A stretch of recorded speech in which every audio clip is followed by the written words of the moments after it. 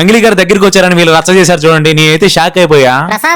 వాళ్ళ రచ్చ ఏందో తెలుసుకోవాలంటే ఫుల్ వీడియో చూడండి. నేను వెంకటమామ కలిసి బోయినపల్లి అన్నమాచార్య కాలేజీలోకి అయితే వెళ్ళిపోయాము. ఎందుకంటే ఇక్కడ ఫెస్ట్ అయితే జరగబోతుంది. ఇక్కడ స్టూడెంట్స్ కి మేము డాన్స్ అయితే నేర్పించాము. వీళ్ళే మన టీము. ఇక్కడ ఇంకో ట్విస్ట్ ఏంటంటే ఫెస్ట్ లో భాగంగా మన మౌలి బ్రోన్ అయితే పిలిచారు. బ్రో అయితే స్పీచ్ చాలా బాగా చెప్పాడు. మన మొబైల్ అంత జూమ్ లేదు కాబట్టి ఎక్కువ వీడియో అయితే తీయలేదు. అక్కడ నుంచి మా నాని వచ్చాడంటే నాని దగ్గరికి వెళ్ళి హాయ్ చెప్పి వీడియో తీస్తుంటే ఇంట్లో మా ధనుష్ అయితే ఫీల్ అయిపోయినాడు.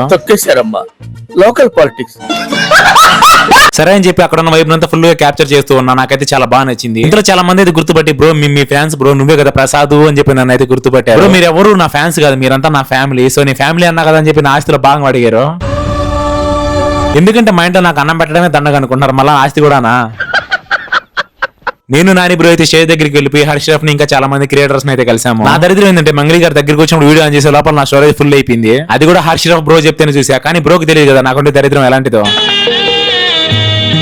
మొత్తానికి ఏదో ఒకటి చేసి మంగళి గారి దగ్గరికి అయితే వెళ్ళిపోయాను చెప్పి అలా వెళ్ళి కూర్చోన్నాం. ఇంట్లో మంగళి గారు మా దగ్గరికి వచ్చారు. మొత్తానికి నేనైతే దగ్గర నుంచి ఒక క్లిప్ అయితే తీసుకున్నా. కానీ వీళ్ళైతే మామూలు రచ్చ చేయాల. నేనైతే షాక్ అయిపోయినా. నేను అబ్బాయిని లేక వాళ్ళ అనిపించింది.